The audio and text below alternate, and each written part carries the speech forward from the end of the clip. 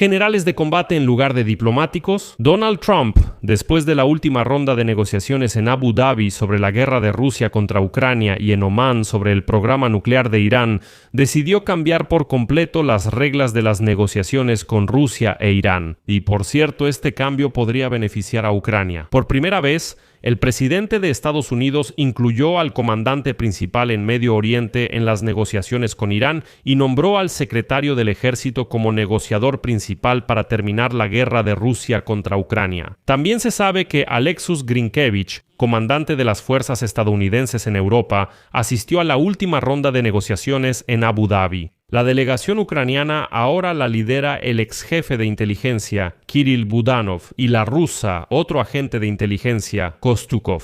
Los expertos aseguran que esto cambiará la dinámica de las negociaciones, ya que antes, Vladimir Putin logró convencer a Donald Trump y a su asesor Steven Witkoff de que, supuestamente, la victoria de Rusia ya estaba cerca, que muy pronto Donbass será completamente tomado por los ocupantes, que Ucrania está condenada a perder, y así sucesivamente. Y para nuestro pesar, Trump lo creía. Y, por ejemplo, él mismo y su vicepresidente decían que Ucrania, según ellos, mejor debería entregar Donbass porque los rusos supuestamente lo iban a tomar de todas formas. O sea, para ellos eso ya era un hecho.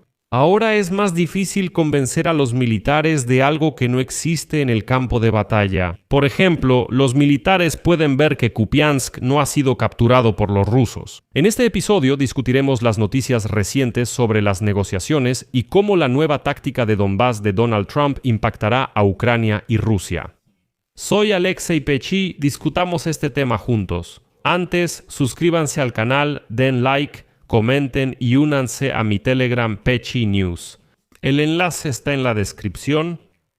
Como muchos notaron, Donald Trump cambió su enfoque hacia negociaciones con Rusia e Irán. Por primera vez involucró al comandante de las fuerzas estadounidenses en Medio Oriente y al ministro del ejército como negociador principal con Irán. Tras la guerra entre Rusia y Ucrania, ahora los militares, no los diplomáticos, son los negociadores.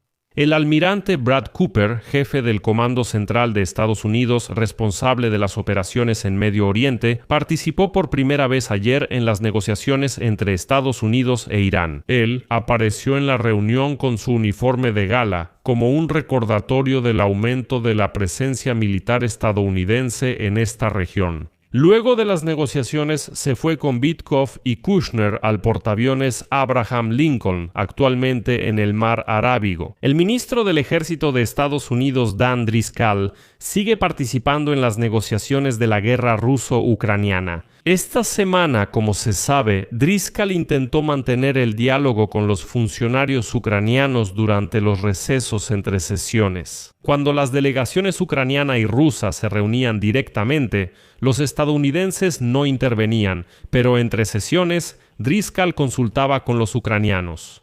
Alexus Grinkevich también participó en las negociaciones. Él es el comandante de las fuerzas estadounidenses en Europa y podría liderar a las fuerzas occidentales que se desplegarían en Ucrania para supervisar el acuerdo de PRI. El yerno de Donald Trump, Jared Kushner, y el enviado especial Steven Witkoff equilibran ambos complejos procesos de negociación. Y anteriormente fue precisamente en estos dos, Kushner y Witkoff, en quienes Trump depositó su principal apuesta, creyendo que todo se puede negociar si se habla en el lenguaje de los negocios y el comercio. Ambos son empresarios y Trump demostró de inmediato que no seguiría la diplomacia clásica.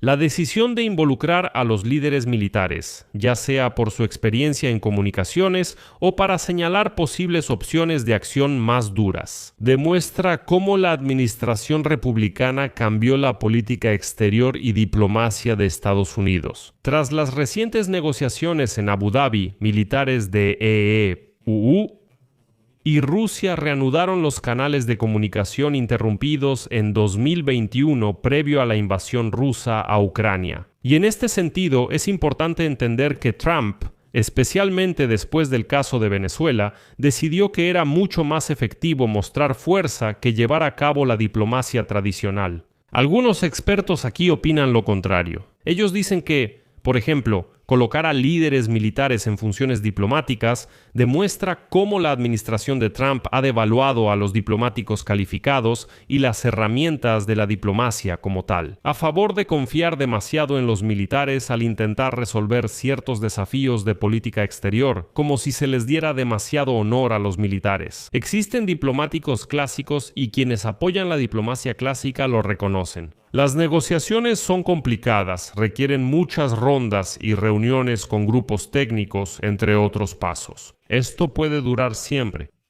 Personalmente me inclino hacia otra conclusión. Me gustaría recordar que los generales estadounidenses, es decir, los militares y no los diplomáticos, participaron en las negociaciones sobre el control de armas con la Unión Soviética durante la Guerra Fría, y eso dio sus resultados. Bueno, aquí también hay otro componente. El ministro del Ejército de Estados Unidos, Driscoll, es enlace entre Ucrania y EU. Antes estaba Kit Kellogg. En noviembre del 25, Driscoll fue designado de repente para negociar. Las negociaciones llegaron a un punto muerto y Dan Driscoll aprovechó un viaje a Ucrania para reunirse con el presidente Vladimir Zelensky y altos funcionarios gubernamentales, militares y de la industria de defensa. Desde entonces, Driscoll ha estado en más sesiones de negociación, incluso en Abu Dhabi. Esta semana, Driscoll ha asumido el rol de enlace. Junto con Driscoll,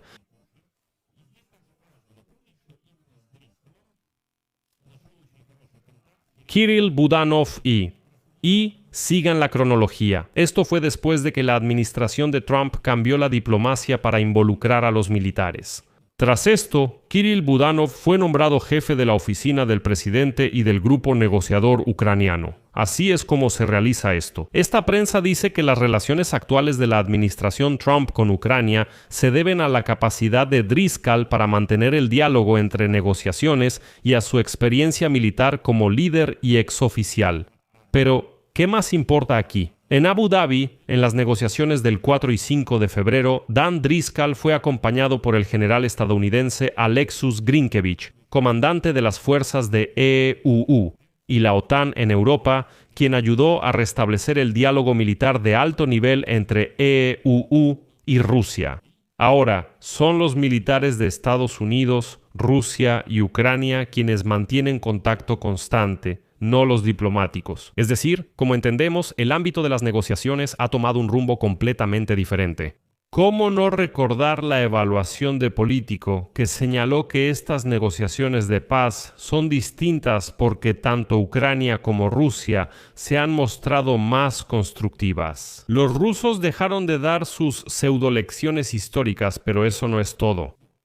Para Ucrania, involucrar a los militares en las negociaciones solo nos beneficia, eso solo nos conviene. Esto indica que estamos cerca de una solución técnica para el alto al fuego, por eso participan militares profesionales. Pero voy a hablar un poco de otra cosa en la presentación del dictador ruso Vladimir Putin. La victoria de Rusia en esta guerra ya está tan cerca que parece que casi se puede tocar. Putin lleva meses metiendo esta lógica en la cabeza de Steve Witkoff y Donald Trump. Como recordarán, Vladimir Putin y sus funcionarios han declarado repetidamente que en el frente, en Ucrania, los rusos tienen la iniciativa estratégica. Todos recuerdan cómo Putin personalmente anunciaba la captura de Pokrovsk y Kupiansk, y recientemente capturaron Kupiansk-Uzlovoy. Luego resulta que todo eso es una mentira total.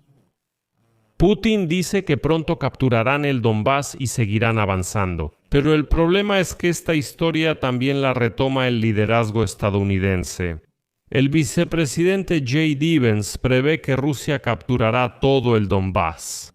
Donald Trump, al ver el desfile militar de Moscú, dijo a sus asistentes que el ejército de Putin parece invencible y quiso hacer su propio desfile. Al final, Estados Unidos vincula la concesión de garantías de seguridad a Ucrania con concesiones territoriales. Dicen algo así como, sí, de todos modos van a perder ese Donbass, ya entréguenlo de una vez. No debería sorprendernos que Donald Trump crea sinceramente que Vladimir Putin ya capturó Pokrovsk, Kupiansk, Uzlovoy y otras ciudades. Donald Trump no revisa el mapa. Recuerden cuando Volodymyr Zelensky le mostró uno diciendo aquí está Pokrovsk y aquí Kupiansk, pero eso es totalmente falso. Además, Donald Trump quizá no entienda por qué los ucranianos son tan tercos y no quieren ceder ese pedazo de Donbass. Piénsalo, ahí casi no queda territorio.